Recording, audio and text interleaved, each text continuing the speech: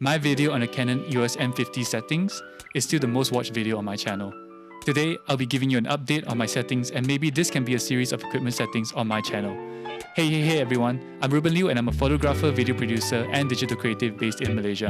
I'm a creative lead in an advertising agency and run a production house at the same time. My aim with this channel is to equip budding creatives to kickstart their journey and cover a space in this industry. If that resonates with you, do consider subscribing. So you got your Canon EOS M50 or even the newer Canon EOS M50 Mark II. The first thing you should do is go into the menu display and switch the guide to standard. You have a good camera now, it's time to learn how each settings works. If you're a bit overwhelmed, do leave the feature guide on if it helps. Let's start off with my settings for photography. Since my M50 is usually used for casual photography nowadays, I shoot in JPEGs, because the size of RAW is just too much. Here's my picture style. Neutral with sharpness strength at 3, sharpness fineness at 2 and sharpness threshold also at 2. My contrast, saturation and color tone is at -2. I'm usually using face tracking autofocus in one-shot AF mode.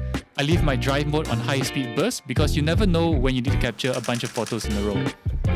White balance, shutter speed, aperture and ISO are all manually set depending on the situation. For my video settings, I usually shoot in Full HD at 50 frames per second since I edit on a 25 frames per second timeline, so I can slow down the footage if I need to. As a rule of thumb, your shutter speed should be double the frames per second, so here I have it at 1/100. Aperture, white balance and ISO will change depending on the situation. Moving into tiny changes, I've enabled the touch and drag AF settings, which can be found in the 5th menu under camera settings with the active touch area set at the bottom right of the screen, because my nose may accidentally activate it when it's set at the top. I switched off the AF assist beam firing because it can be distracting in some situations. This can be found in the 7th tab under the camera settings. The eco mode is switched off because I have my own methods of preserving battery. You can switch it off in the 2nd tab under the settings menu. Beeps are annoying and therefore switched off. Since I live in Malaysia, I'm recording in PAL mode, hence the 25 frames per second or 50 FPS options. These two things can be changed in the 3rd tab under the settings menu.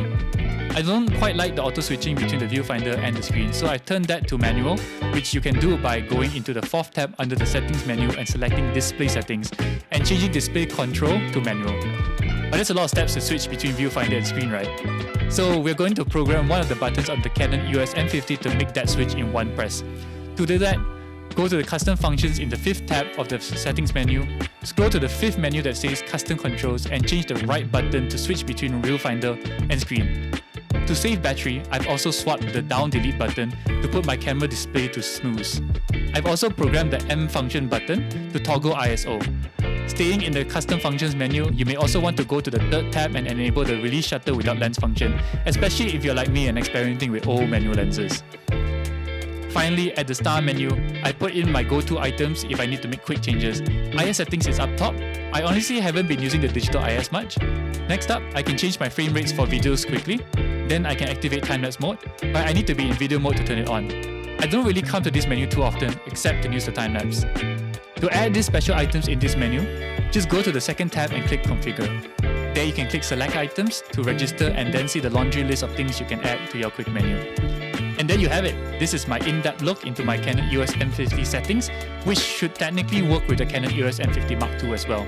I hope this helps you to set your camera up and help you start making great content. If this video helped you in any way, do consider hitting that like button and subscribing to this channel. I'm planning on releasing more settings videos in the coming weeks.